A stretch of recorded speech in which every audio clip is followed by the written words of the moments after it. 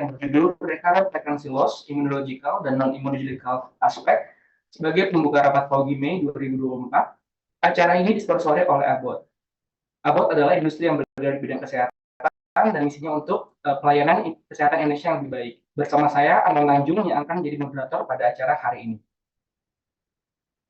Pada acara kali ini, kita akan membahas topik tentang recurrent pregnancy loss, immunological dan non-immunological aspect yang akan dibahas langsung oleh ahlinya, yaitu Dr. Kanadis Praja, spesialis obstetrik ginekologi konsultan, subspar MSc. Sekilas saya bacakan CV beliau. Beliau menempuh pendidikan dari dokter umum, spesialis, dan konsultan di Fakultas Kedokteran Universitas Indonesia. Saat ini beliau sebagai staf pengajar di Origin FKUI RSCM. Bagi para partisipan diharapkan memberikan pertanyaan saat sesi tanya jawab nanti. Izin Dr. Kanadi, waktu dan tempatnya kami persilakan. Terima kasih. Assalamualaikum warahmatullahi wabarakatuh. Salam sejahtera buat kita semua. Mudah-mudahan koneksinya baik dan kita bisa mengikuti kuliah ini dengan baik. Terima kasih untuk Dr. Anton yang sudah membuka acara. For your kind.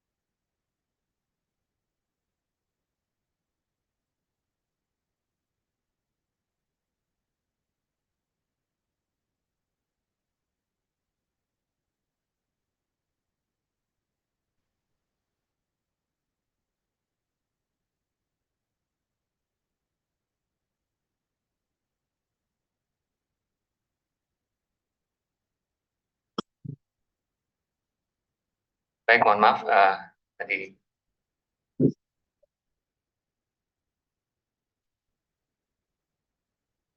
Baik, mudah-mudahan koneksinya sudah jauh lebih baik. Baik, kita akan berbicara tentang recurrent pregnancy loss. Kita bicara tentang aspek yang mendasar, yaitu apa yang menyebabkan recurrent pregnancy loss. Dan pada kesempatan hari ini, saya ingin kita sama-sama membuka wawasan kita untuk mendiskusikan tentang logical thinking atau basic aspek dari recurrent pregnancy loss. Jadi pada hari ini mungkin saya tidak akan bicara tentang guidelines, saya tidak akan bicara tentang evidence based dan lain sebagainya. Hanya saya ingin menyampaikan beberapa sharing thought dari saya terkait dengan basic konsep. Karena sekali lagi kasus recurrent pregnancy loss, kalau kita lihat dari laporan hari ke hari selalu ada di morning conference, dan kemudian sayangnya saya melihat belum ada sebuah katakanlah prosedur yang standar untuk kita bisa mengoptimalkan first contact kita dengan pasien. Nah, harapannya adalah dengan saya menyampaikan aspek teori ini adalah untuk meningkatkan alertness dulu. Saya kemarin kebetulan di AUFOK 2024 saya mencoba menyampaikan tentang data kita terkini terkait dengan kasus-kasus pregnancy loss baik yang recurrent maupun yang sporadik yang terjadi di IGD. Dan saya kemudian menarik sebuah katakanlah kesimpulan bahwa kenapa salah satu challenge kita dalam penanganan recurrent pregnancy loss itu adalah selalu mentok dengan kondisi unexplained. Salah satu hal yang menurut saya menjadi kendala adalah kita selalu berhadapan dengan pasien ini pada saat semua dalam keadaan tenang. Kenapa?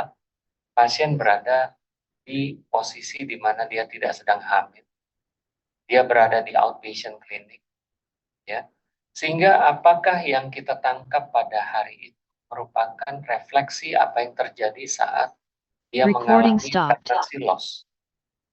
Jadi saya di AUFOK, apakah kita akan melakukan pemeriksaan pada saat semua dalam keadaan peaceful, atau kita melakukan pemeriksaan pada saat peperangan baru saja selesai dengan hasil terjadinya kekalahan, yaitu kematian janin atau kematian bayi. Nah, disinilah yang menurut saya kita perlu melihat konsepnya.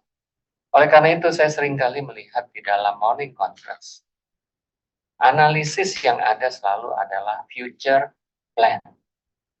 Mau dilakukan workup pada saat pasien ada di outpatient clinic.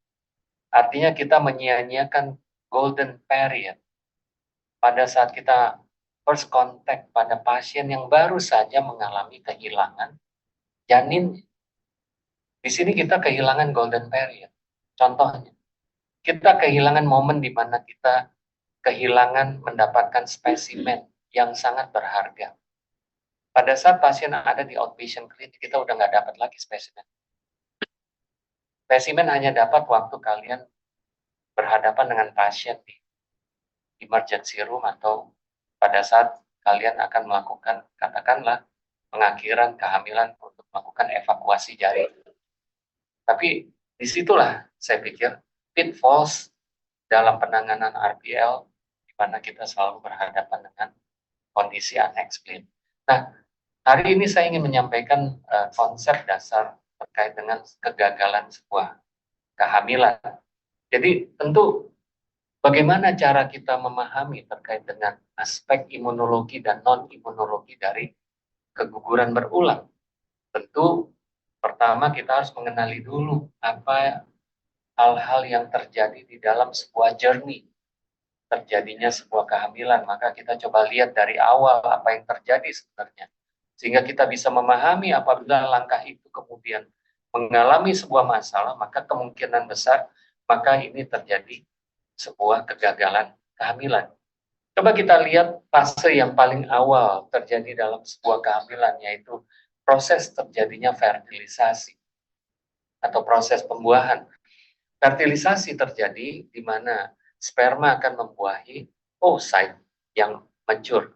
Dan kita tahu oocyte yang dibuahi adalah oocyte yang belum melengkapi perjalanan meiosis-nya. Kita tahu meiosis ini ada 2 tahap, yaitu first meiotic phase dan second meiotic phase. Nah, kita tahu bahwa oocyte ini belum melengkapi perjalanan meiosisnya, dan hanya setelah fertilisasi dia akan menyelesaikan proses meiosis. Nah, kita tahu apa artinya meiosis. Meiosis artinya adalah pembelahan sel, di mana kemudian sel anaknya hanya mendapatkan setengah dari seluruh materi kromosom yang ada dari itu. Artinya terjadi sebuah reduksi. Kita tahu bahwa kromosom in total berjumlah 46, ada 23 set kromosom, ada 22 autosom dan 1 kromosom seks. Dan karena kita berhadapan dengan proses fertilisasi, maka gamet atau sel bening akan berusaha untuk mereduksi total jumlah kromosomnya menjadi hanya setengahnya atau half reduction. Ini diakibatkan karena masing-masing gamet akan memadukan setengah muatan kromosom dari pasangannya untuk digabung menjadi satu. Ini adalah prinsip. Ya, ini adalah prinsip. Jadi artinya apabila proses meiosis ini tidak terjadi dengan baik, maka sudah dipastikan embrio ini akan memiliki jumlah kromosom yang aneuploidy. Ya, karena kita tahu jumlah kromosom apabila ini abnormal, maka akan berkonsekuensi dengan fungsi. Nah, jumlah kromosom yang tidak normal yang kita kenal sebagai aneuploidy, karena kelainan kromosom itu ada 2, yaitu kelainan pada aspek jumlah atau kelainan pada aspek struktur. Nah, di sini kita bicara dari aspek jumlah. Nah, jadi bisa kita lihat di sini, fertilisasi ini bukan hanya sekedar pembuahan, tapi di sini adalah sebuah proses yang sangat unik di mana terjadi penggabungan antara materi genetik yang dibawa oleh kromosom yang berasal dari sperma dengan kromosom yang berasal dari ibunya yang berasal ada di oocyte. Dan ini bisa kita lihat 24 jam pasca fertilisasi akan terdapat 2 pronukleus yang merupakan gambaran materi kromosom yang berasal dari kedua belah pihak. Nah, setelah terjadi pembelahan dari embrio ini, maka sel yang berasal dari proses pembelahan itu tentu harus memiliki jumlah kromosom yang sama. Ini makanya bisa kita lihat di sini mekanisme segregasi kromosom menjadi sangat penting. Karena mekanisme segregasi menjamin bahwa jumlah kromosom yang didistribute atau dideliver kepada dua sel yang berasal dari proses pembelahan akan equal. Tidak boleh unequal. Ya. Nah, ini adalah hal yang kita jelas akan tampak di fase awal dari mekanisme terjadinya pembuahan. Akan tetapi yang menarik di sini adalah kalau kita melihat dari aspek imunologi. Karena gene yang dibawa oleh kromosom ini juga membawa apa yang dikenal sebagai human leukocyte antigen. Human leukocyte antigen adalah sebuah katakanlah ID yang sangat spesifik bagi individu tertentu, ya. Bisa kita lihat kita membawa ID card masing-masing dengan fotonya masing-masing, dengan namanya masing-masing, dengan nomor pokok mahasiswa atau nomor induk pegawainya masing-masing. Tidak boleh tertukar dengan yang lain. Dan kalau terjadi penggabungan, maka bisa kita lihat di sini bahwa akan terjadi penggabungan human leukocyte antigen dari ayah dan dari ibunya pada satu individu. Jadi bisa kita lihat kita akan memiliki atau human leukocyte antigen yang baru, ya, yang merupakan perpaduan antara human leukocyte antigen maternal dan paternal. Nah, ini akan menimbulkan sebuah masalah. Kenapa? Karena artinya embrio ini akan membawa setengah materi HLA dari ayah, yang tentu adalah merupakan foreign antigen bagi tubuh ibunya, karena embrio ini kan akan bersemayam di dalam tubuh ibunya. Jadi artinya kalau embrio ini membawa paternal human leukocyte antigen, maka embrio ini dikenal sebagai semi-allogeneic. Semi-allogeneic tissue tentu kalau ditransplant ke seorang resipien tentu memiliki sebuah potensi untuk terjadinya mekanisme immunorejection. Nah, jadi artinya di sini immunological issue menjadi sesuatu hal yang penting di dalam keberhasilan sebuah mekanisme reproduksi. Nah, tentunya dalam memahami keberhasilan sebuah kehamilan, maka tentu kita bertanya-tanya, bagaimana embrio itu berkembang, dan kemudian apa yang dibutuhkan oleh embrio untuk berkembang, karena at the end of the day, kita tahu bahwa kehamilan itu berlangsung karena ada sebuah indikasi bahwa embrio ini berkembang di dalam rahim. Nah, kalau kita lihat di sini dengan sangat jelas bahwa keberadaan dari euploid kromosom ini menjadi sesuatu hal yang sangat penting. Jadi artinya apa? Salah satu prasyarat untuk terjadi keberhasilan kehamilan adanya kromosom yang euploid. Karena apa? Di dalam kromosom akan banyak sekali gene. Dan tentunya kalau kromosomnya menjadi imbalance, maka tentu signaling dari gene akan menjadi diferensiasi sel. Sel tentu akan didrive oleh sinyal yang datang dari gene. Jadi kalau gene ini tidak teraktivasi dengan baik, ya, maka tentu pasti perkembangan menjadi tidak baik. Itulah kenapa bisa kita lihat bahwa hampir sebagian besar miscarriage yang terjadi pada early phase of pregnancy 90% ternyata memiliki kelainan karyotype. Tapi ini umumnya terjadi secara sporadik. Dan tidak jarang juga embrio yang abnormal juga akan ditolak untuk ditempel atau mengalami implantation. Jadi bisa kita lihat dengan sangat jelas bahwa hal yang tadi terjadi di awal itu sangat esensial untuk kelanjutan perkembangan embrio selanjutnya. Dan kemudian faktor lain yang dibutuhkan oleh embrio juga adalah nutrisi atau energi. Bisa kita lihat dari sejak fase embrio, maka dibutuhkan berbagai nutrisi yang esensial, ya seperti glukosa, lalu kemudian asam amino, dan lain sebagainya. Bahkan oksigen juga menjadi sesuatu hal yang penting meskipun di fase-fase awal dari perkembangan embrio, oksigen itu justru tidak dibutuhkan.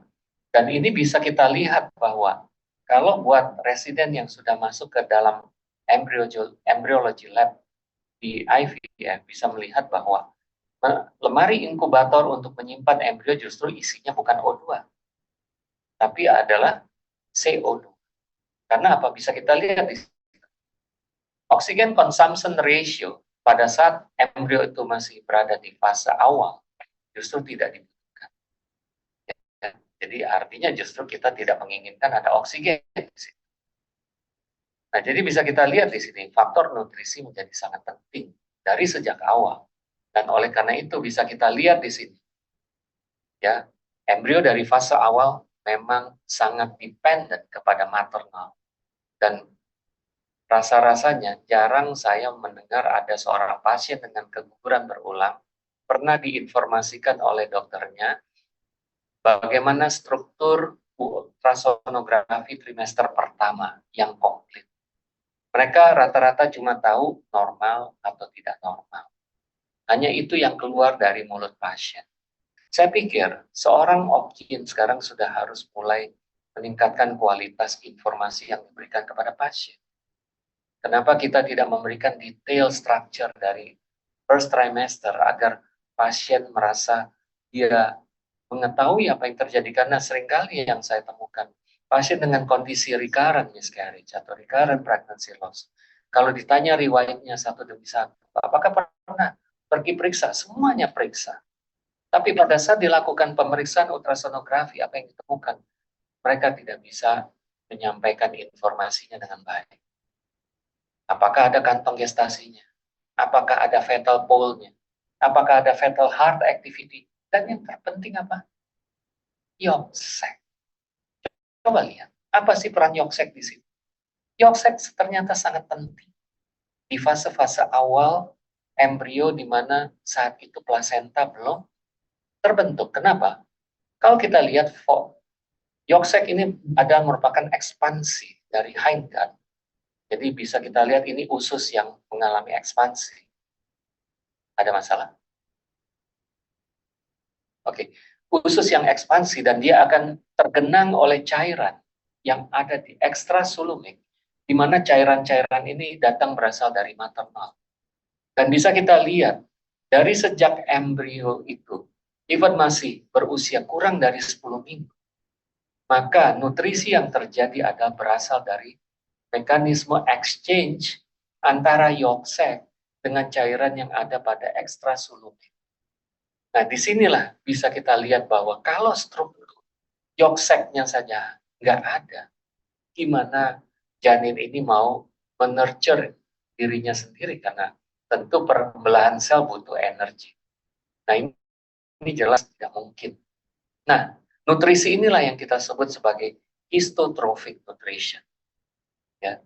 Sebelum kemudian terbentuk plasenta dan kemudian bisa kita tahu bahwa seluruh kebutuhan janin itu di deliver melalui blood circulation, maka kita sebut sebagai hemotropic nutrition. Nah, hemotropic nutrition hanya bisa terjadi setelah plasenta sudah well established. Nah, jadi bisa kita lihat di sini. Nah, jadi sekali lagi, jelas embrio ini adalah sesuatu benda yang sangat rentan.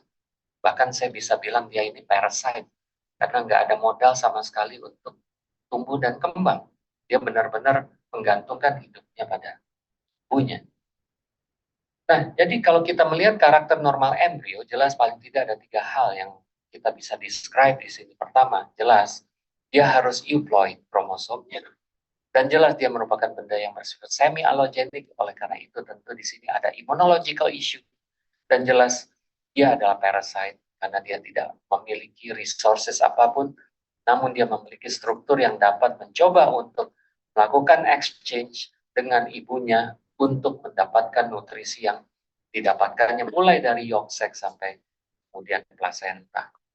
Nah, Dengan demikian, kalau itu adalah hal-hal yang awalnya perlu dimiliki oleh seorang atau sebuah embrio, maka tentu dibutuhkan sebuah perubahan adaptasi dari ibunya selama kehamilan. Dan tentu kalau kita lihat diawali permukaan pertama yang kontak dengan embrio adalah endometrium.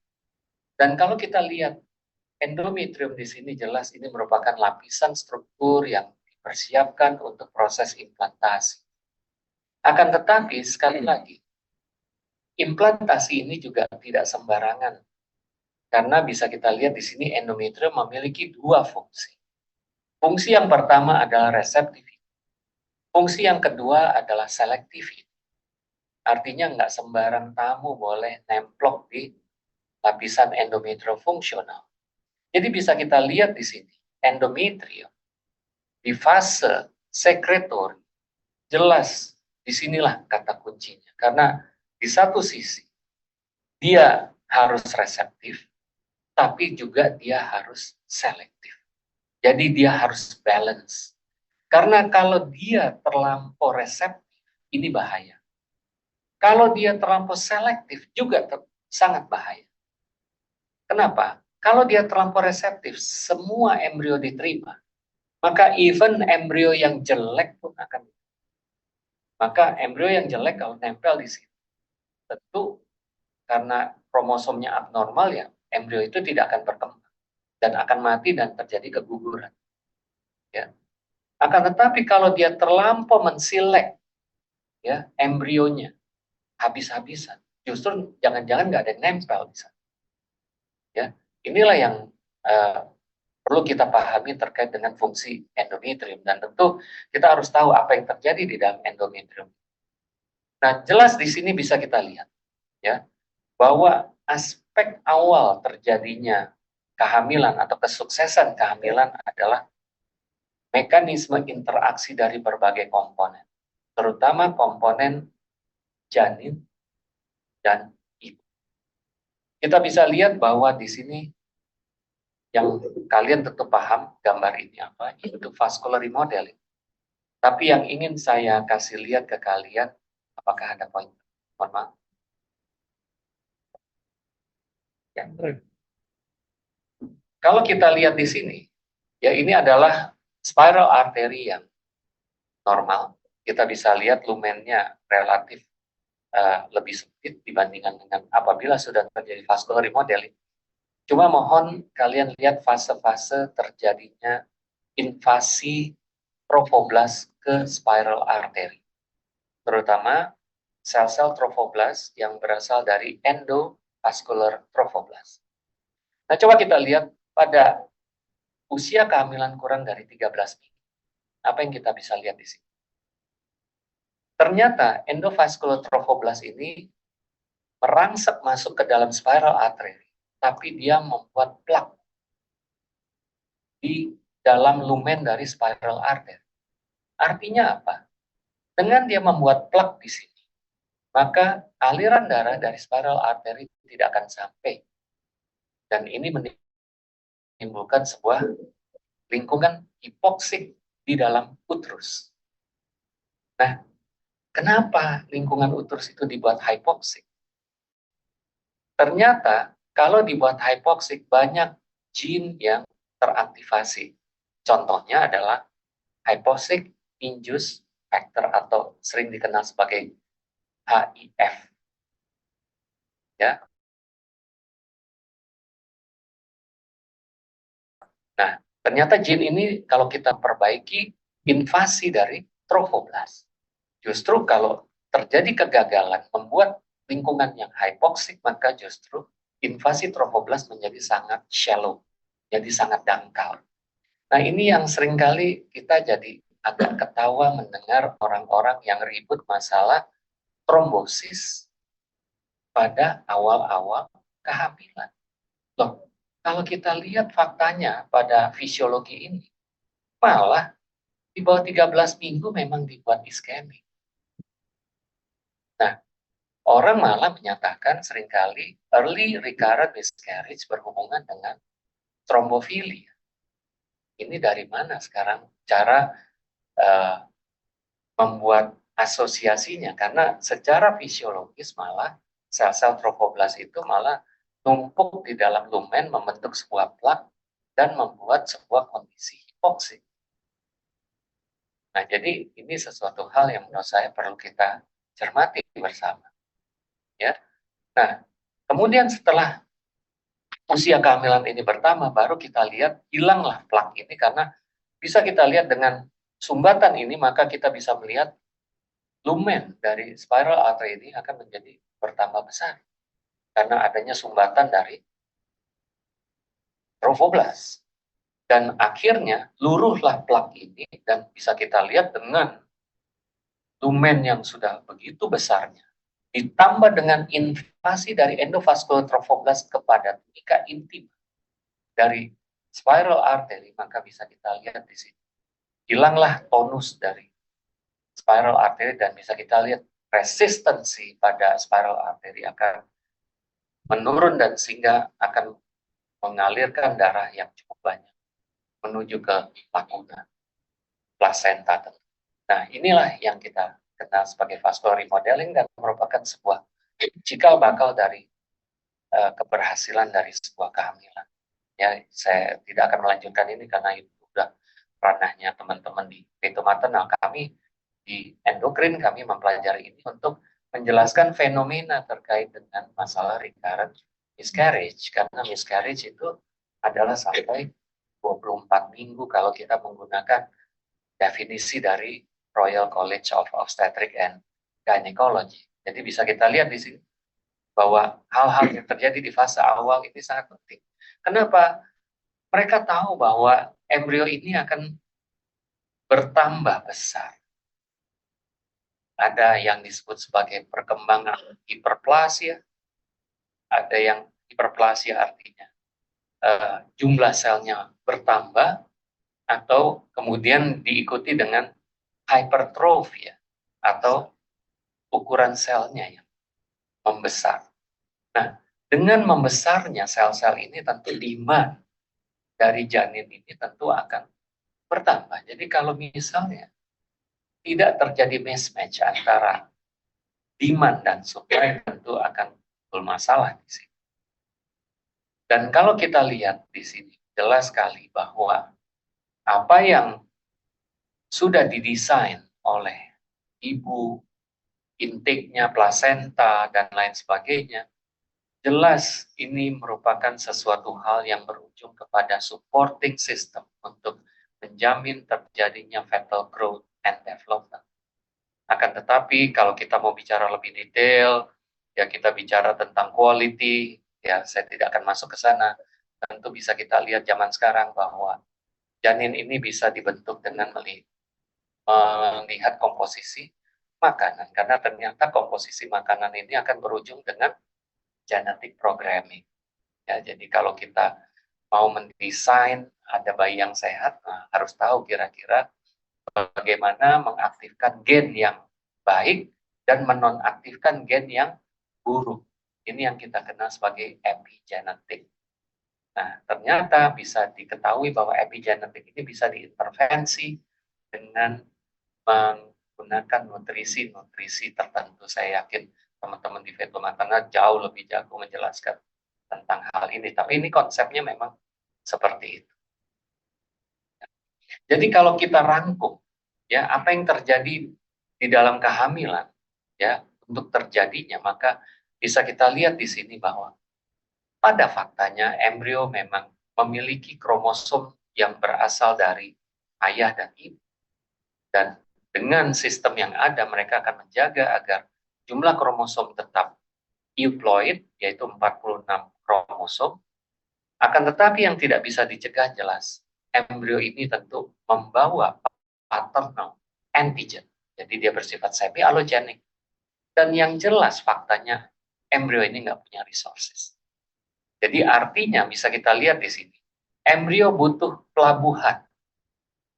Karena kita tahu kapal kalau berlayar terlampau lama di samudra, tentu bahan makanannya menipis, bahan bakarnya menipis, maka agar dia tidak terkatung-katung di lautan, maka dia harus segera menepi ke pelabuhan untuk melakukan apa misalnya ya penambahan supply ya, resupply ya, baik bahan bakarnya, makanannya.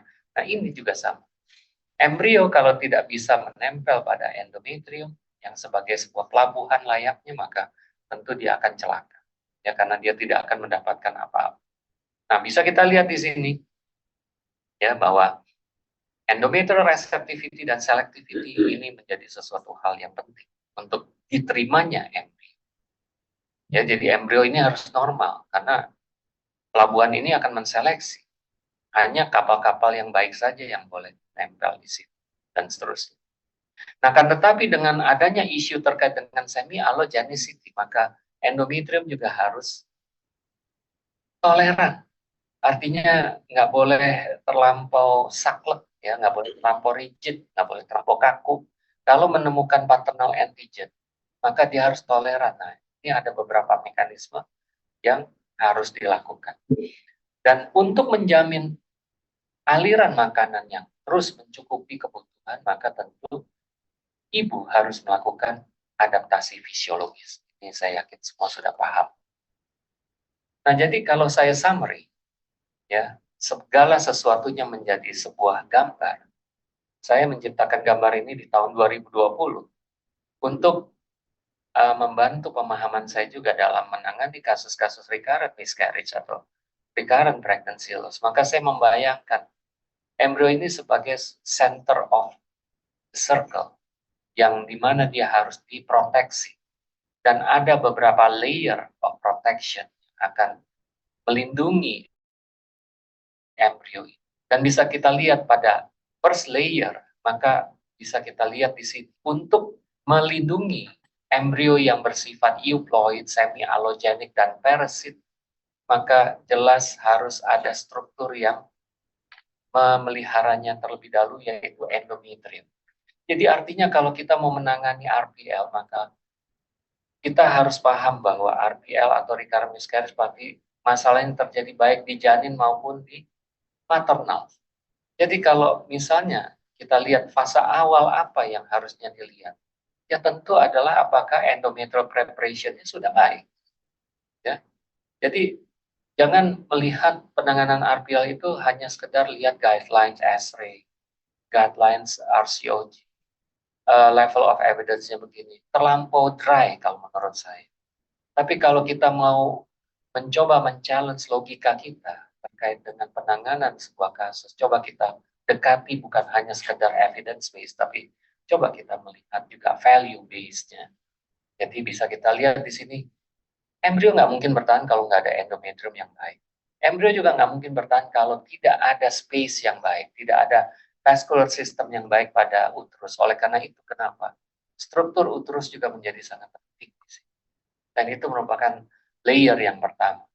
Nah, layer yang berikutnya tentu adalah yang berkaitan dengan upaya untuk mempertahankan embrio ini dari rejection, karena ada isu terkait dengan immunological rejection, karena embrio ini bersifat semi-allogenik.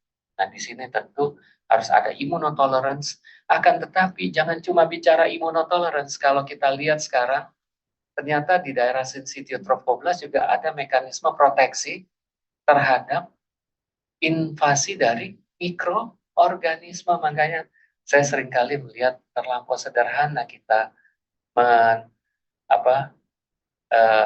berbicara tentang Flur albus.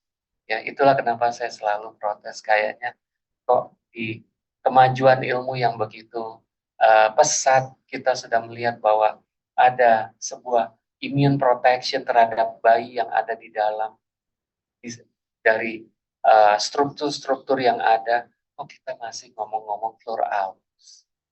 Apa nggak bisa kita upgrade analisis kita menjadi yang lebih up to date, ya? Terus kemudian berikutnya, tentu layer yang terakhir adalah terkait dengan mekanisme bagaimana ibu menjamin kebutuhan dari si janin. Ya. Jadi gimana caranya supaya oxygen delivery ini terjamin, tentu kita bicara blood circulation. Ya. Dan juga tentu metabolisme sangat penting. Dan tentu waste management juga menjadi sangat penting. Karena dengan ada mesin yang berjalan dua, maka tentu metabolisme harus lebih tinggi, dan tentu waste product akan lebih banyak, maka tentu waste management harus menjadi penting. Ya. Nah, jadi sekarang kalau kita sudah mencoba memahami basic konsep tadi, sekarang bagaimana mempelajari tentang immunological concept, karena sejak tahun 50-an, Sir Peter Medawar sudah mempertanyakan bagaimana caranya embrio yang bersifat semi-allogenik ini bisa bertengger dengan aman dan kemudian bahkan mendapatkan support system dari ibunya dan kemudian baru keluar di usia kehamilan antera. Ya, ini pertanyaan yang usianya udah cukup lama dan beliau mendapatkan Nobel Prize. Ya, dia adalah bapak dari reproductive immunology. Ya, karena dia melihat bahwa gimana ya menjelaskan benda yang semi allogenik bisa bertahan di sana. Nah, jadi the answer is maternal tolerance. Kita sudah lihat tadi. Nah, sekarang kita coba sedikit belajar kenapa bisa terjadi maternal tolerance. Salah satu hal yang berperan dalam maternal tolerance dan tentu ini sangat penting dalam memaintain pregnancy adalah progesterone. Kalau kalian lihat grafik yang ada di sebelah kiri, coba lihat rasio antara progesteron dengan estrogen. Coba lihat di fase-fase awal kehamilan jelas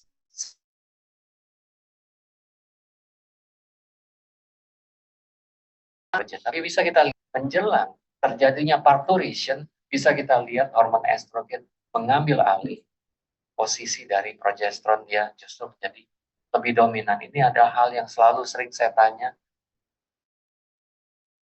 di ronde-ronde jaga atau ronde-ronde di ruangan. Bagaimana parturition itu bisa terjadi? Karena ini berkaitan dengan mekanisme steroidogenesis di dalam kehamilan. Nah, jadi artinya kalau kita bicara progesteron, seberapa penting progesteron dalam mempertahankan kehamilan? Ternyata RCOG dalam websitenya di tahun berapa nih? Tahun 2020 menyatakan bahwa progesteron menyelamatkan hampir 8.500 kehamilan annually, ya, annually dari keguguran. Jadi bisa kita lihat ya, gimana progesteron ini sangat-sangat berperan ya dalam menyelamatkan sebuah kehamilan dari keguguran. Gimana caranya progesteron bisa menyelamatkan? Ya tadi pertama, dia bekerja pada first layer, yaitu endometrium. Karena kita tahu endometrium merupakan adalah struktur yang pertama yang akan berkontak dengan embrio, dan di sini jelas mekanisme selectivity, receptivity menjadi sangat penting. Dan bisa kita lihat di sini, progesteron jelas berperan sangat penting karena progesteron adalah hormon yang sangat dominan di fase sekretori. Dan kita tahu window of implantation terjadi di pertengahan dari fase sekretori pada saat kadar progesteron mencapai puncak. Jadi artinya jelas fase luteal harus sangat penting dalam memastikan keberhasilan kehamilan. Bisa kita lihat di sini, ya pada saat puncak progesteron terjadi, maka disitulah window of implantation terbuka. Nah, kalau kita melihat dari aspek imunologi, apa yang terjadi di sana? Ternyata bisa kita lihat di sini, pada saat window of implantation terbuka, kita pikir dulunya sel-sel imun itu akan nyingkir dari sini. Akan tetapi fakta yang terjadi, justru pada saat fase window of implantation terbuka, malah kumpulan sel imun tumpuk di sana. Terutama adalah natural killer cell. Masih ingat saya bertanya kepada seorang pelapor, kenapa embrio lebih memilih ampullary tube dibandingkan dengan endometrium di uterine cavity pada ectopic pregnancy. Ini pasti ada sesuatu yang lebih attracting embrio itu lebih daripada yang di-attract oleh endometrium.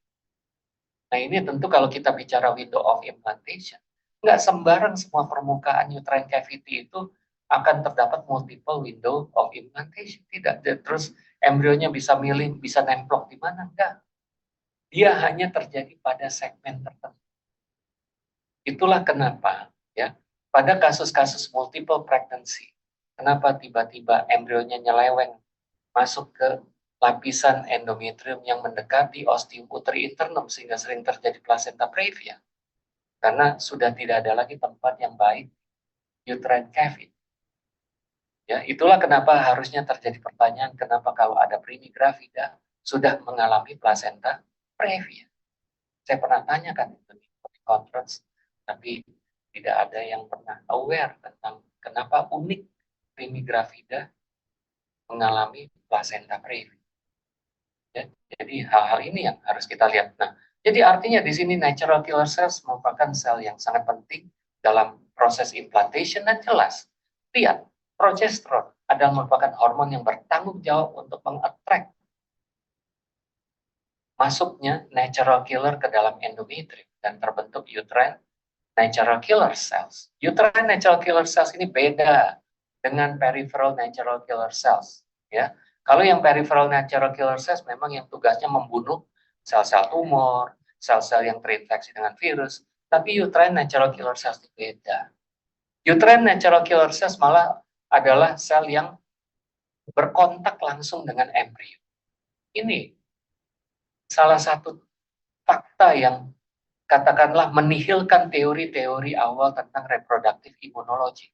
Dulunya, Profesor Peter Medawar itu menghipotesiskan bahwa ada sebuah barrier antara janin dan ibu.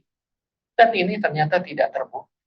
Karena ternyata terjadi direct contact antara trophoblast dengan uterine natural killer. Terutama adalah extravillous trophoblast. Dia direct contact. Padahal udah jelas extravillous trophoblast itu benda semi allogenik.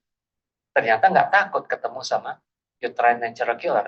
Ternyata endpoint dari pertemuan itu adalah dikeluarkannya sebuah mediator yang justru memfasilitasi vascular remodeling dan implantasi.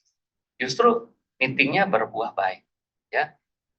Nah, jadi bisa kita lihat di sini karena natural killer cells ternyata berhubungan dengan receptivity. Ini adalah guru saya waktu di Liverpool. Beliau yang menyatakan bahwa ternyata kalau uterine natural killer ini kebanyakan, maka endometrium itu menjadi terlampau reseptif. Tadi saya udah bilang kan dari awal. Kalau reseptifnya kebablasan, maka segala sesuatu itu akan diterima, termasuk embrio yang abnormal. Dan bisa kita lihat dari penelitian beliau, ya ternyata dari kasus-kasus recurrent miscarriage dengan uterine natural killer cell population yang tinggi, ternyata karyotype embrionya banyak yang abnormal. Jadi jelas hipotesisnya bahwa kalau reseptif endometriumnya keterlaluan, maka embrio yang nempel juga embrionya abnormal, banyak yang abnormal. Jadi tidak ada kemampuan seleksi lagi. Ya. Nah, jadi bisa kita lihat di sini ya, progesteron ternyata bukan hanya mempersiapkan endometrium, tapi juga embrio. Tadi saya sudah katakan bahwa embrio akan direct contact dengan uterine natural killer. Nah, gimana cara supaya embrio ini aman? Ternyata progesteron apabila berikatan dengan embrio, ternyata dia akan menyebabkan embrio itu mengekspresikan sebuah molekul yang disebut non-classical HLA atau HLA-G. HLA-G ternyata kalau berikatan dengan uterine natural killer akan membuat uterine natural killer itu akan melepaskan mediator yang akan memfasilitasi vascular remodeling dan implantasi. Jadi bisa kita lihat progesteron ternyata kerjanya nggak selfish hanya di endometrium, tapi dia juga ternyata mempersiapkan embrio. Jadi artinya kondisi progesteron di fase luteal ini benar-benar penting. Makanya saya sih terus terang kalau menangani kasus recurrent miscarriage, saya sih pasti pengen ngecek progesteron di fase luteal dari pasien ini benar nggak sih? Ya. Nah, karena sekali lagi progesteron ini bukan cuma sekedar mempersiapkan endometrium, embrio, tapi juga ternyata dengan pembentukan apa yang disebut sebagai progesterone induced blocking factor, maka dia akan menyebabkan sistem imun maternal ini menjadi toleran terhadap keberadaan janin yang bersifat semi alogenik. Nah, ini yang penting. Jadi bisa kita lihat progesteron ini sangat penting ya dalam kehamilan. Ya, bisa kita lihat progesteron bisa langsung menyebabkan terjadinya inhibisi pada aktivitas limfosit B, sel NK, T helper dan lain sebagainya, atau progesteron melalui aktivitas limfosit T regulatori, ini sel yang waktu itu menjadi salah satu favorit saya waktu belajar imunologi.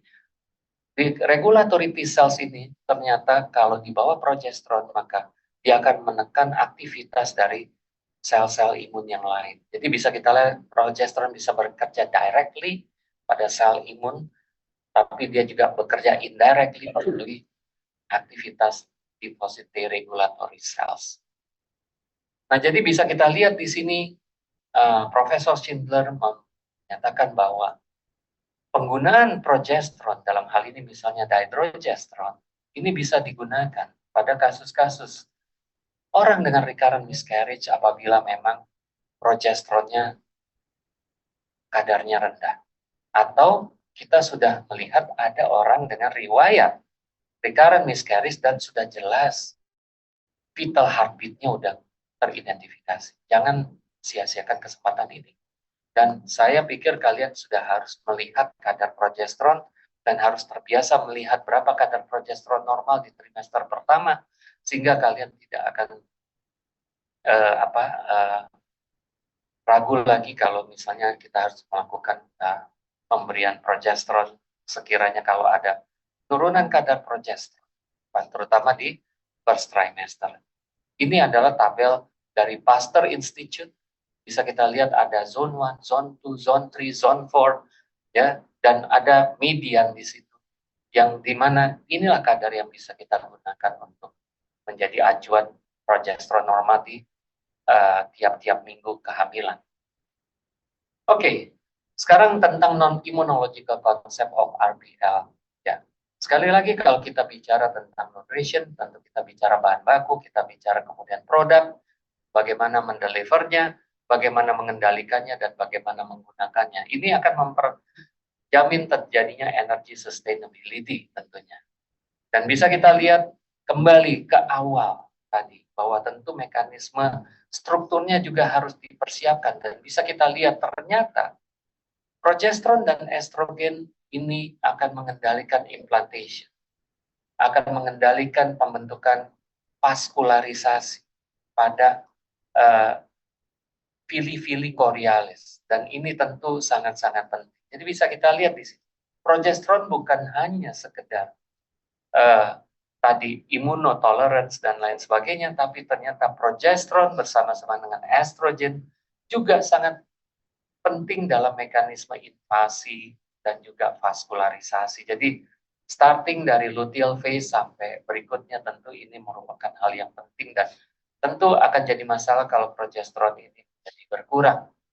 Dan bisa kita lihat di sini progesteron melalui decidual stromal cells dia akan melepaskan signal-signal yang dibutuhkan untuk terjadinya angiogenesis karena dia akan melepaskan vascular endothelial growth factor yang sangat penting untuk angiogenesis di dalam kehamilan. Dan bisa kita lihat bahwa mekanisme angiogenesis ini tentu bukannya tanpa challenge. Ya, ada molekul-molekul tertentu yang akan menghambat kerja dari molekul-molekul yang akan memicu angiogenesis. Contohnya di sini misalnya kita akan dilawan dengan S-FLT1 yang justru akan menghambat terbentuknya angiogenesis. Dan ini ada penelitian saya yang udah sangat lama dan saat ini Dr. Dewi Karlina sedang mengambil spesialis fair di Bandung. Kita waktu itu melakukan penelitian double blind randomized dan kita membuat pasien ini diberikan dihydrogesterone dari sejak usia kehamilan 6 minggu sampai 12 minggu, sementara yang satu hanya diberikan placebo berbuahkan folic acid. Bisa kita lihat di sini bagaimana peningkatan placental growth factor jauh lebih tinggi kalau kita memberikan suplementasi progesteron atau dihydrogesterone di situ. Jadi bisa kita lihat ini pasien-pasien yang tidak ada faktor risiko apapun, ya, tidak ada faktor risiko apapun. Jadi bisa kita lihat di sini. Dan waktu itu saya sudah pernah perlihatkan hasil ini dengan Profesor Schindler dan beliau juga cukup impress dengan hasil yang kita temukan ini. Nah, tentu selain vaskularisasi, tentu aliran darah menjadi sangat penting. Saya tidak akan terlampau banyak di sini. Kita tentu mengenal Pride of Virchow, tapi kemarin Dr. Anton Tanjung ikut session Hasan Shehata. Dia seorang wakil presiden dari RCOG dan dia sangat banyak menulis tentang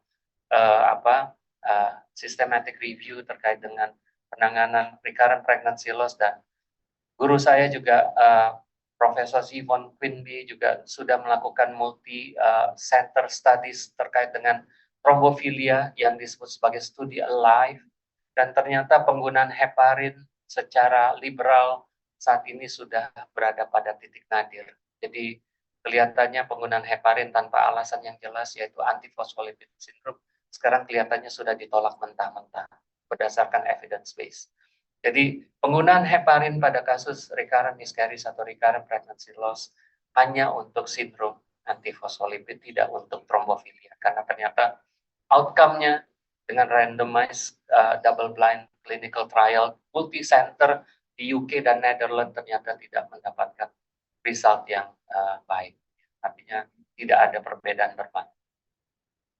Terkait dengan insulin resistance, saya hanya ingin membuka kalian bahwa jangan cuma melihat insulin resistant karena ada pasien obes, karena pasien ada kemungkinan gangguan polycystic ovary syndrome. Ada pathway lain yang dapat memicu terjadinya insulin resistance, yaitu pathway dari homocysteine. Karena ternyata homocysteine ini dapat mengganggu mekanisme dari pro-insulin receptor, pembelahan yang sangat penting, mana insulin reseptor ini harus dibelah untuk dapat menerima. Dan kalau dia tidak terbelah, maka tidak mungkin dia menerima insulin. Nah, homocysteine ini hanya bisa dinetralisir kalau kita memberikan apa? Ya, folat. Karena dengan folat maka kemudian dia akan diubah menjadi tetrahydrofolit, maka tetrahydrofolit akan mengubah homocysteine menjadi methionine. Nah, mungkin hal yang sangat sederhana sebenarnya bisa kita lakukan. Jadi jangan cuma melihat metformin, insulin resistant bisa dipicu karena jalur yang berbeda. Ya. Hypothyroidism, saya pikir kalian sudah paham, sampai saat ini masih menjadi evidence yang kuat recurrent miscarriage, dan tentunya kemarin saya juga bertanya terkait thyroid antibody yang mana sebenarnya, karena thyroid antibody ini kalau ada bisa dua kemungkinan, bisa memicu hyperthyroidism atau bisa memicu hypothyroidism. Yang berkaitan dengan miscarriage adalah yang memicu hypothyroidism, seperti misalnya anti-thyroid peroxidase atau anti-THO, karena enzim peroxidase ini sangat penting untuk mengcoupling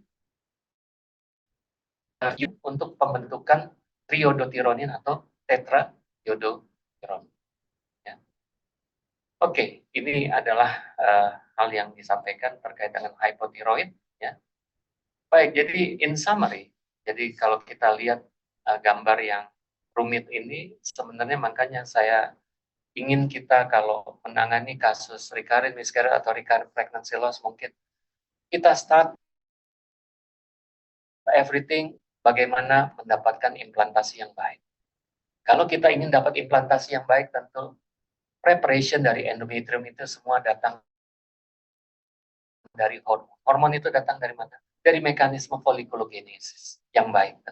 Dan folikulogenesis yang baik tentu akan berujung dengan ovulasi dan pembentukan korpus luteum yang adekuat menghasilkan progesteron, sehingga terjadi mekanisme transformasi pada endometrium dari fase proliferasi menjadi fase sekretori, dan tentu ada berbagai perubahan yang sangat mikro pada lapisan fungsional endometrium ini.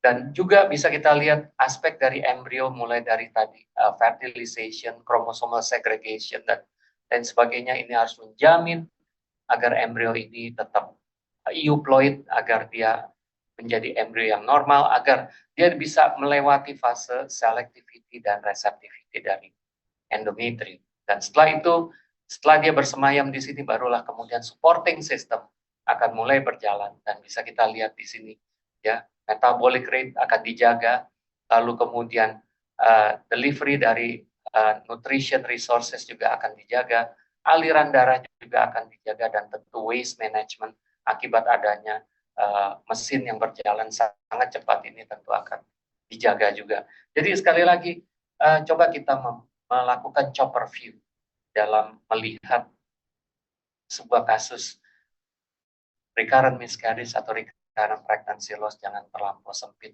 hanya melihat APS, jangan terlampau sempit hanya melihat D-dimer. Coba kita lihat ini menjadi sebuah gambaran yang tidak kompleks, tapi gambaran yang runut. Saya nggak mau bilang ini gambaran yang kompleks, tapi gambaran yang runut, sehingga kita dalam menangani kasus itu coba bisa membuat strategi yang terbaik untuk bisa kita cari faktor-faktor apa yang mungkin bisa bertanggung jawab untuk terjadinya keguguran ataupun recurrent pregnancy. Baik, saya ucapkan terima kasih atas perhatiannya. Wassalamualaikum warahmatullahi wabarakatuh.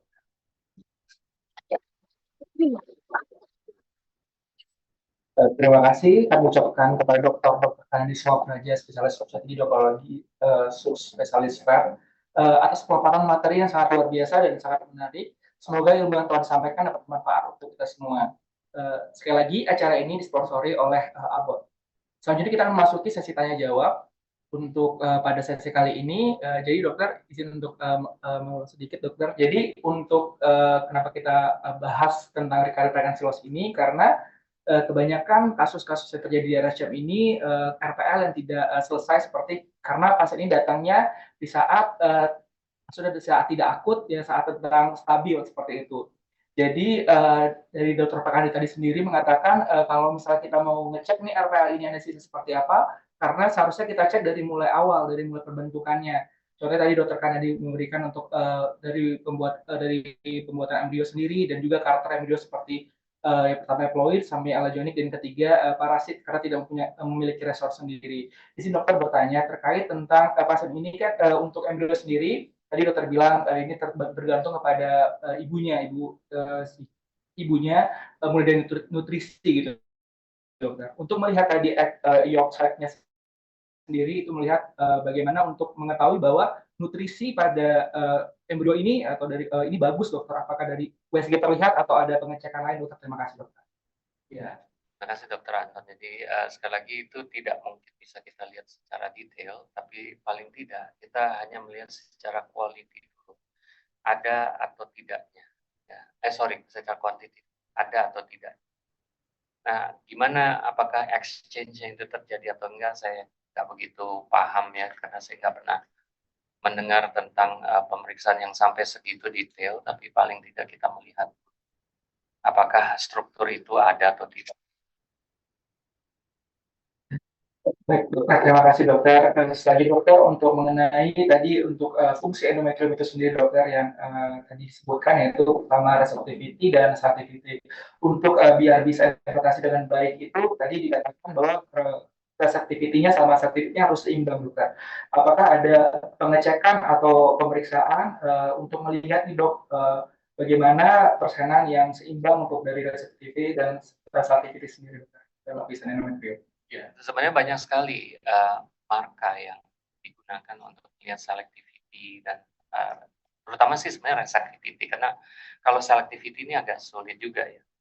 Pertama waktu itu adalah sebuah lapisan yang disebut MUC atau musin. Lapisan endometrium ini dilapisi oleh musin, ya, dan musin ini akan menjadi penghalang. Nah, jadi kalau MUC ini menjadi turun atau yang kita kenal sebagai MUC1 ini menjadi menurun, maka tentu tidak ada penghalang lagi, semua bisa masuk. Sama seperti yang tadi saya katakan, NK yang begitu banyak.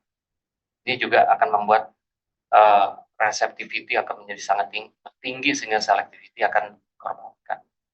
Nah, ini adalah hal-hal yang bisa dilakukan, tapi sayangnya segala sesuatu itu umumnya hanya ada di research lab, belum sampai di commercial service.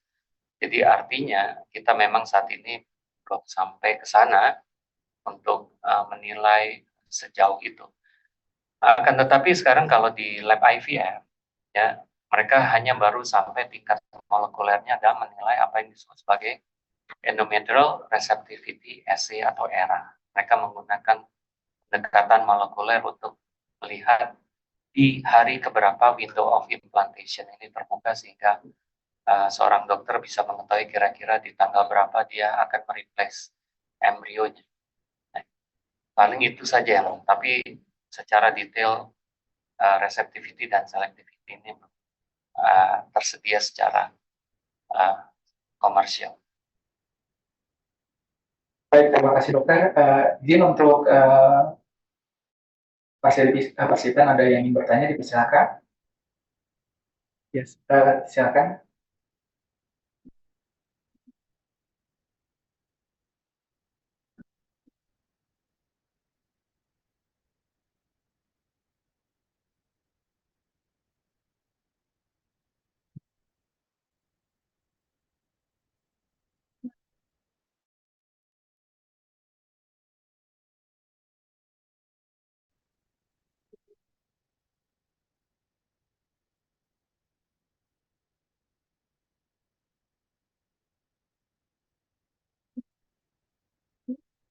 Terima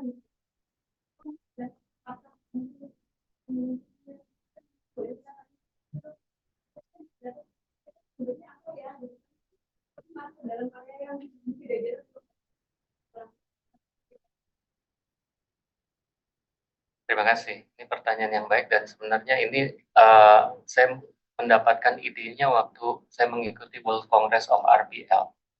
Waktu itu ada seorang pembicara dari Yale University yang memperlihatkan bahwa pemeriksaan histologi sederhana sekali bisa membedakan kromosom abnormal atau normal.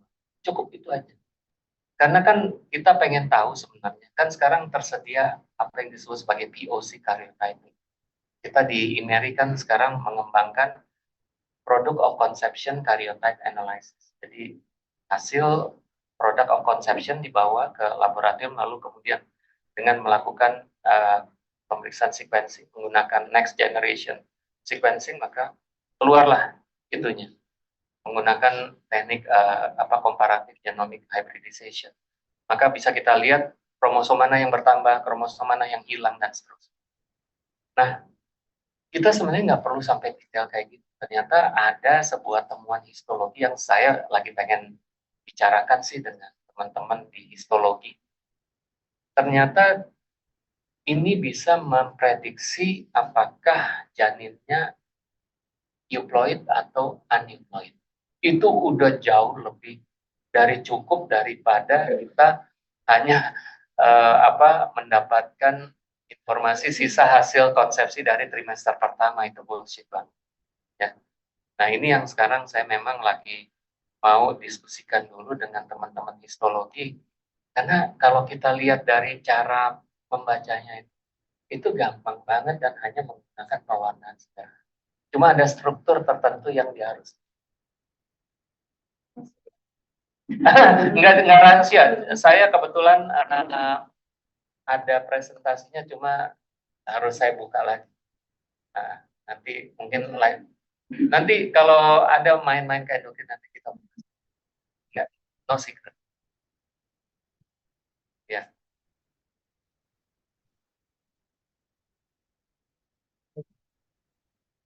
Ya, silakan Alda. Ya dokter, izin untuk bertanya dok, tadi kan ada satu hal yang sebetulnya cukup menarik ya dok, kalau perbedaan itu ternyata kan dilakukan dalam pembentukan uterine NK cell ya dok ya. Dan sekarang pertanyaan saya bagaimana kalau di awal sebelum kita menghadapi kasus RPL, dok, dan kita tidak mengetahui baseline progesteron dari pasien ini, apakah kita kalau kita memberikan progesteron di awal, dok, apakah ada kemungkinan dia akan high level progesteron dan malah membuat dia menjadi sangat sensitif, dok. Dok. Dan yang kedua, ketika kita mendapatkan pasien dengan treatment abortion, dok, biasanya kita akan dengan lapang memberikan progesteron, dok. Sebenarnya masih dengan keadaan yang sama sih, dok. Apakah high progesteron itu malah nanti akan membuat akan memberikan dampak ke treatment abortion itu, dok? Apakah ada efek sampingnya ketika kita tidak punya baseline progesteron dan kita hanya asal memberikan? Setuju banget, Dr. Alda. Jadi kalau kita bicara tentang hormonal action, maka kita bicara 3. Pre-reseptor, reseptor, post-reseptor. Yang tadi ditanyakan hanya aspek pre-reseptor. Apakah kita yakin kadar segitu cukup? Contohnya gini, fenomena resistensi insulin. Gula darah normal, tapi ada yang insulinnya rendah. Ada yang gula darahnya normal, tapi insulinnya hiper. Ya kan? Karena kita melihat rasio gula darah insulin puasa dan gula darah puasa. Ya, jadi artinya dalam hal ini bisa kita lihat bahwa tidak semudah itu kita mengekstrapolasi kadar hormon dengan biological action. Karena ada 2 tahapan lagi di situ, which is adalah reseptor dan post-reseptor. Nah, ini yang menjadi kendala kita dalam menjelaskan tentang fenomena tadi. Sehingga kalau kita lihat tadi, RCOG dinyatakan di 2020, dinyatakan bahwa pemberian progesteron yang tadi membabi buta katakan, tapi ternyata pada intinya menyelamatkan hampir 8.500 kehamilan per tahunnya dari miscarriage. Jadi artinya kita memang harus mempelajari kembali apakah kadar itu bisa menjadi satu-satunya indikator atau ada indikator lain yang perlu kita pelajari. Misalnya contohnya rasio dari progesteron receptor. Apakah kita tahu ada progesteron receptor A, ada progesteron receptor B. Nah, ini apakah rasio ini juga akan menjadi sebuah tolok ukur dari keberhasilan kerja progesteron pada sebuah target organ. Ini kan terjadi juga di endometriosis. Orang diberikan Dynogest nggak semuanya sama efek. Ada yang masih sakit, ada yang sakitnya nggak ada. Dan ini semuanya sama kerjanya lewat progesteron. Nah, jadi ini memang pertanyaan yang baik dan kritis, tapi sekali lagi kita memang harus menilai kembali bahwa pasti ada hal-hal lain yang bisa menjelaskan kenapa penggunaan progesteron, even kita ukur progesteronnya kelihatannya baik, ternyata sangat membantu. Demikian. Terima kasih.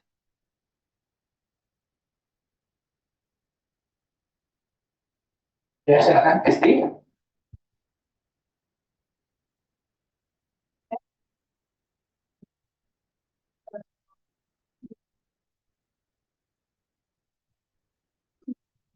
Dari penelitian dokter yang diperiksa itu mengatakan bahwa saat usianya itu kehamilan di usia 6 minggu untuk pemberian progesteron. Nah, dari apakah ada sampai berapa dokter untuk dosisnya, apakah 1 kali 20 mg atau bagaimana? Kemudian apakah ada perbedaan kondisi estrogen dan progesteron pada kondisi di mana selama hamil pada pasien endometriosis, dan apakah berarti ini menjadi kandidat kita untuk memberikan progesteron? Terima kasih, dokter.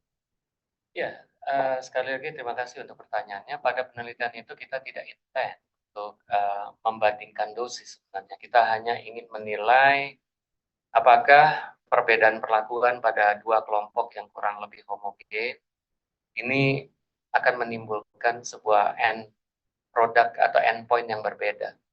Ya, dalam arti PLGF, karena tadi saya sudah menjelaskan alur dari pembentukan PLGF itu salah satunya juga dipengaruhi oleh kadar progesteron.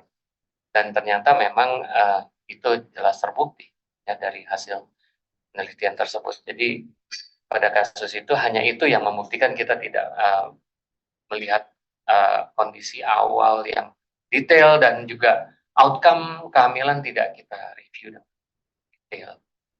Karena itu in official, kita tidak lihat lagi outcome. Makasih. Ya, izin dokter, ada satu pertanyaan dari Dr. Daryl dokter di via Zoom. Silakan Pak Dr. Daryl. Selamat sore, Dr. Kanadi. Apakah terdengar suaranya? Iya ya, terdengar. Baik, terima kasih dok untuk lecture-nya, sangat-sangat inspiring dan berguna untuk kita semua, saya yakin dok. Saya ingin bertanya sebetulnya sekarang adalah what next after the unexplained dok. Artinya how to explain the unexplained, dan bagaimana strategi kita untuk selanjutnya. Karena ini seringkali kita temukan di praktek dan juga di poli RSCM.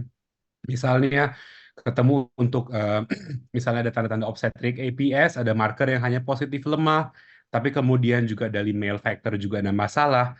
Apakah kasus-kasus seperti ini yang mungkin agak masih tidak terlalu jelas atau overt kelainan, IVF dengan PGT menjadi opsi yang ditawarkan di, atau apakah ada strategi lain yang kita bisa lakukan explain the unexplained? Terima kasih. Terima kasih Dr. Daryl, dan saya terus terang kalau lihat slide-nya Profesor Hasan Shehatta kemarin di AUFOK, saya terus terang menjadi skeptical karena kayaknya semuanya ditolak, ya, semuanya didinai. Jadi kayaknya udah nggak ada terapi lagi nih, nggak ada evidence untuk melakukan investigasi. Semua kayaknya nggak terbukti. Paling yang masih ada bukti menurut saya adalah antiphospholipids syndrome, itu masih ada buktinya. Nah, jadi menyikapi hal ini, sekali lagi saya katakan tadi, kalau kita hanya melihat statistik, ya kira-kira nanti jatuhnya kira-kira seperti itu. Tapi saya coba kembali kita pada fisiologi tadi, ya, bagaimana mempersiapkan luteal phase dengan baik, kita memastikan progesteron dihasilkan dengan baik dan terbentuk endometrium yang baik. Mungkin kita harus mulai mempelajari apa yang disebut sebagai endometrial biophysical profile, agar kita bisa mendescribe ini endometrium yang bagus, dan kemudian kita bisa mengukur kadar progesteron, dan kemudian kita membuat asosiasi di antara itu mungkin jauh lebih baik karena kita start from the beginning. Jadi saya pikir ini kita cukup challenging dalam recurrent miscarriage dan RPL, karena satu demi satu indikator itu kayak terpatahkan, sehingga yang tadinya mulai explain, jatuh lagi ke sesuatu yang makin nggak jelas atau unexplained. Nah, jadi satu hal lagi yang kemarin di AUFOK saya juga ingin share my thought adalah, apakah kita mengubah strategi kita agar melakukan evaluasi berakhir bukan pada saat condition ini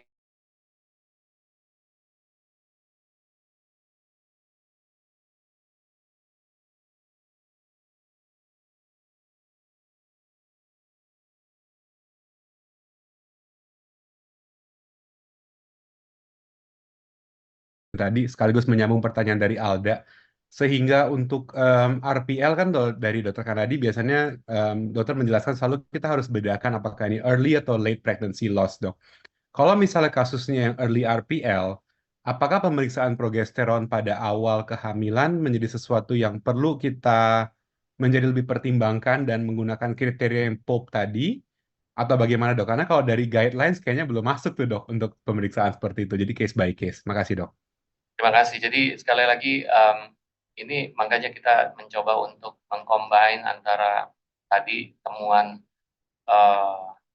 secara istilahnya random penggunaan progesteron dengan pemahaman secara spesifik. Ini kayaknya sampai sekarang susah untuk nyambungnya, karena sekali lagi dari sejak tahun 2005 special interest group juga mengatakan bahwa it's not that easy to find a single etiological factor for recurrent miscarriage, either recurrent pregnancy. Single etiological factor will not be possible. Ya, jadi artinya ini memang sebuah ranah yang challenging. Jadi mungkin nanti kita coba cari cara untuk menjelaskan, explain the unexplained.